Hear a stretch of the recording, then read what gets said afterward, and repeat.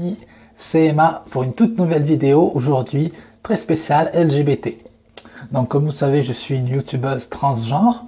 Donc comme j'ai un peu dit tout à l'heure, mon prénom féminin c'est Emma.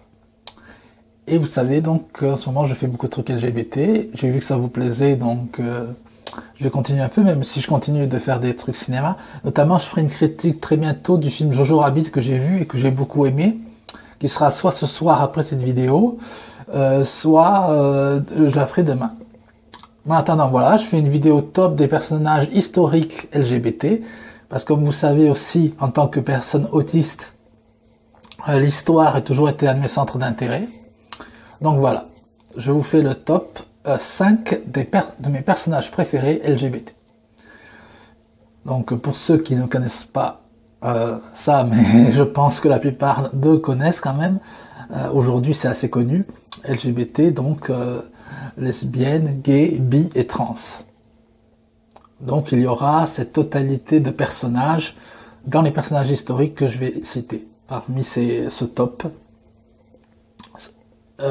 top 6, donc il y aura des personnes lesbiennes, gays, trans et bi.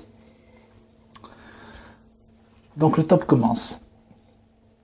Nous allons parler donc de personnages historiques. Je ne sais pas si vous aimez un peu l'histoire, mais moi c'est une de mes grandes passions. Et donc en premier, je vais vous citer le cas pas très connu de Charlotte Brontë, qui est l'écrivaine auteure du roman Jane Eyre, dont on a retrouvé une correspondance avec une femme, des lettres d'amour qu'elle s'écrivait et le fait qu'elle voulait vivre absolument cet amour. Elles avaient même projet de vivre ensemble, mais elles avaient beaucoup de difficultés car, comme vous le savez, les sœurs Brontë étaient filles de pasteurs. Et à l'époque, c'était encore 100 fois moins vu qu'aujourd'hui par la religion. Et donc, elles avaient très peur. Elles avaient peur aussi des légendes qu'on a construites dans leur tête en leur disant qu'elles risquaient d'aller en enfer ou des choses comme ça. Et du coup, elles ont eu surtout des relations par lettres, bien qu'elles se soient vues, qu'il est possible qu'elles se soient embrassées ou des choses comme ça. C'était surtout par lettres parce qu'il fallait être discret, il fallait pas que ça se voie, qu'elles étaient amoureuses l'une de l'autre. Donc voilà, Charlotte Brontë, une grande écrivaine anglaise, auteure de Jane Eyre, son roman le plus connu, fait partie du top. Donc voilà, c'est la 6e du top parce que je vais partir de 6 à 1. Et donc voilà, j'ai parlé de Charlotte Brontë. Maintenant, nous allons parler d'un cas un peu moins connu. Remarque, Charlotte Brontë, comme je vous disais, c'était pas très connu qu'elle était. Je vais vous parler d'un personnage qui est historique, mais qui est un peu moins connu de nom que Charlotte. Mais par contre, lui, c'est évident, tout le monde sait qu'il est gay, mais son nom est beaucoup moins connu en fait. Il s'agit de Louis II de Bavière, qui était le cousin de Sissi, dont je pense qu'à peu près tout le monde a vu plus ou moins les films.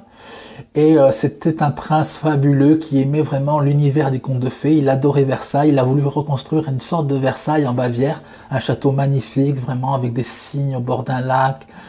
Tout était rempli de dorures, de miroirs. Il a recréé la salle des glaces, c'était vraiment quelque chose de très très beau. Et il se trouvait que Louis II de Bavière était gay.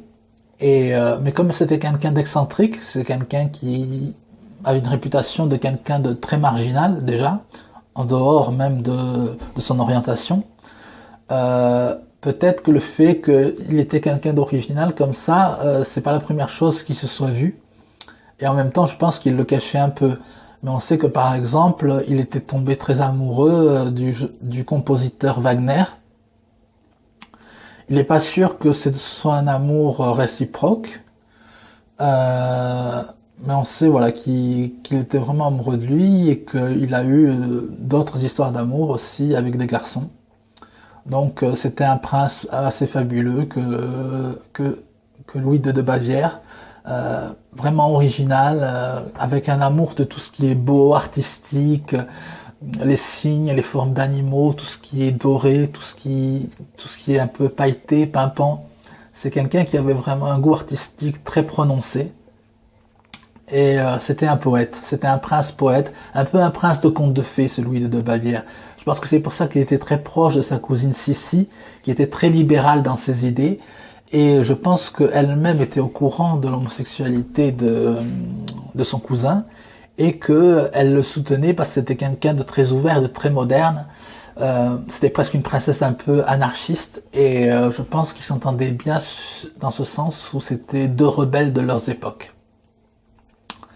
Donc si vous ne connaissez pas Louis de Bavière, je vous conseille vraiment de vous intéresser à ce personnage parce que c'est vraiment un personnage très très intéressant. Ensuite, nous allons parler de deux personnages transgenres, l'un plus que l'autre. Celui qui est très connu, c'est le cas du chevalier Déon, qui beaucoup d'historiens vont vous dire qu'il est habillé en femme surtout pour ses missions, des choses comme ça, mais il s'avère qu'il s'habillait en femme déjà avant, puisque c'est comme ça qu'il a rencontré lui-même le roi de France lors d'un bal en portant une robe et en se maquillant.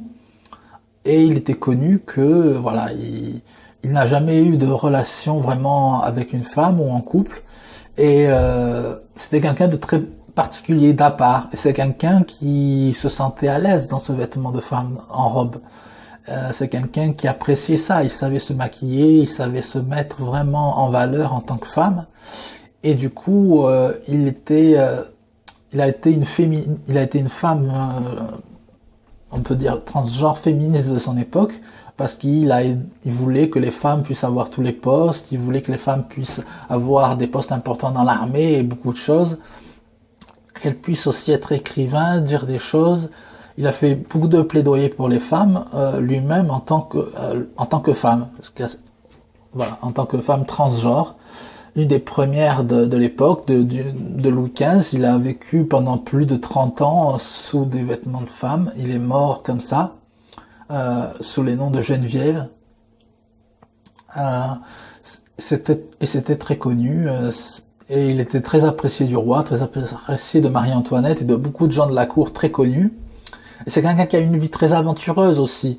Elle savait se battre à l'épée, elle savait faire énormément de choses.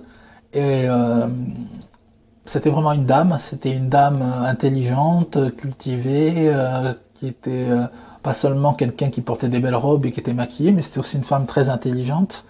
Je dis femme bien sûr parce que en tant que transgenre, quoi, c'est quelqu'un qui se sentait à l'aise dans ce genre-là. Donc né dans un corps de garçon, mais femme. Et c'est aujourd'hui pour beaucoup de personnages transgenres un des personnages symboliques qui nous représente, cette chevalière Déon. Et pour moi, c'est un personnage qui m'a beaucoup marqué et que je continue à énormément apprécier. Je vais parler d'un personnage qui est encore plus marqué, où il n'y en a absolument aucun doute sur la transidentité de ce personnage, mais qui n'est pas connu du tout, il est vraiment connu pour les passionnés d'histoire, mais il est encore moins connu que Louis II de Bavière, et c'est l'abbé de Choisy. C'était un prêtre qui, ça va vous faire drôle, mais bon, il n'a pas choisi d'être prêtre. À l'époque, on forçait les enfants à suivre des états. T'avais forcément un enfant qui allait dans l'armée et un enfant qui rentrait dans le clergé.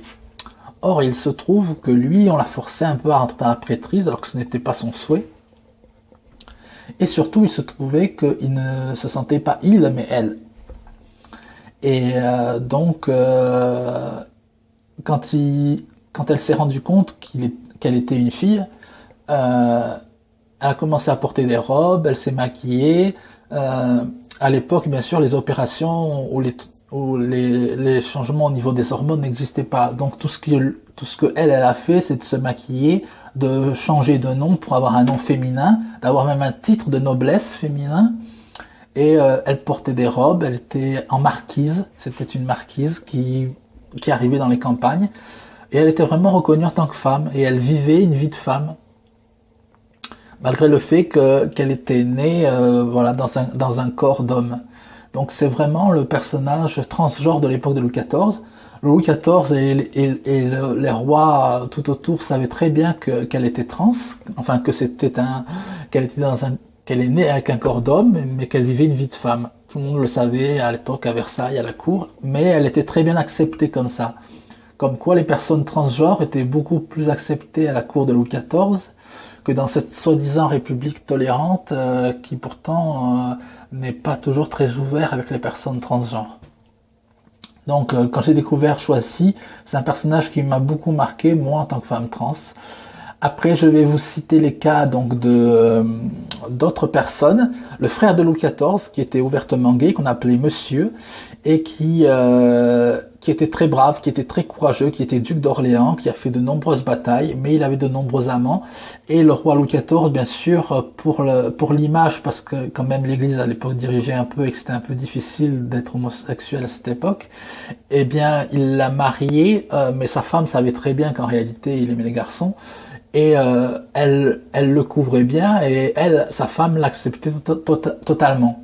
Et même son frère, au final, l'acceptait totalement. C'était que aux yeux de l'Église, il fallait qu'il soit marié et donc c'était une espèce de couverture. Mais tout le monde à la cour savait qu'il était gay, qu'il aimait les garçons et ça se vivait très bien. Donc Philippe, frère du roi, très proche de Louis XIV, un prince flamboyant, courageux, noble, humaniste, avec de très grandes valeurs. Je vous conseille vraiment de lire sur Philippe d'Orléans, qu'on appelait Monsieur. C'est un personnage vraiment très très intéressant. Ensuite, il y a Arletty, une actrice dans les années 50 qui était bisexuelle. Vous avez dû la voir dans des tas de films, avec Michel Simon, avec Fernandel dans Fric Frac, dans beaucoup de films. Je parle d'elle parce que je parle beaucoup de cinéma sur ma chaîne et donc je pensais que c'était intéressant de parler d'elle. C'est une femme assez belle, très populaire, vraiment une actrice très très connue qui a fait énormément de films. Elle a eu des problèmes pendant la guerre parce qu'elle a eu des relations avec un général allemand. Et c'est là où elle avait dit cette fameuse phrase en disant mon cœur est français mais mon cul est international. Il se trouvait que cette femme donc était bisexuelle. Elle a eu des relations donc avec des femmes et des hommes. Et l'allemand entre guillemets avec qui elle a eu des relations était un Allemand, mais c'était pas un nazi, c'était pas quelqu'un qui était adepte de ce que voulait Adolf Hitler, des choses comme ça. Donc c'était pas quelqu'un de glauque. Ensuite, il se trouve qu'il y avait un acteur très connu des années 50 aussi qui s'appelle James Dean, qui a joué dans La Fureur de vivre et dans beaucoup de films, enfin pas beaucoup, 4 films quoi, mais qui est une légende vivante déjà. Et il se trouvait qu'il était bisexuel, qu'il avait eu de nombreuses relations avec des garçons et avec des filles, et notamment sur La Fureur de vivre, il était en couple avec le jeune acteur avec lequel il jouait dedans. Et sa relation de couple la plus connue, ce James Dean, c'était une relation de couple avec Marlon Brando. Ils ont vécu très longtemps, ils ont été amants pendant assez longtemps. Et on dit que James Dean était le plus doux, le plus gentil des deux dans le couple. En tout cas, il assumait pleinement ce qu'il était dans le milieu. Il le cachait qu'à la presse, parce qu'à l'époque, c'était les années 50, et que dans les années 50, l'époque américaine très puritaine, n'acceptait pas du tout l'homosexualité. Mais aujourd'hui, donc voilà, si vous aimez James Dean et que vous êtes homophobe, il y a un petit problème parce que voilà, James Dean était quand même bisexuel assez actif, quoi. Il a eu quelques relations avec des femmes, mais il en a eu beaucoup avec des garçons aussi. Donc, vous pouvez pas être homophobe, je pense, et vraiment aimer James Dean. Donc voilà, j'espère que ce top vous a plu un petit peu. Il était peut-être un petit peu long. Mais voilà, je vous embrasse à tous et comme je vous dis tous les jours, ma devise, la normalité n'existe pas, alors surtout assumez d'être qui vous êtes, que vous soyez trans, que vous soyez gay, que vous soyez lesbienne, que vous soyez autiste, parce que moi je suis autiste en plus d'être transgenre, que vous soyez trisomique, que vous soyez, quelle que soit votre différence, assumez-la et vivez-la au plein jour, n'ayez pas peur d'être qui vous êtes dans votre cœur. Voilà, je vous dis à très bientôt. Bisous les amis.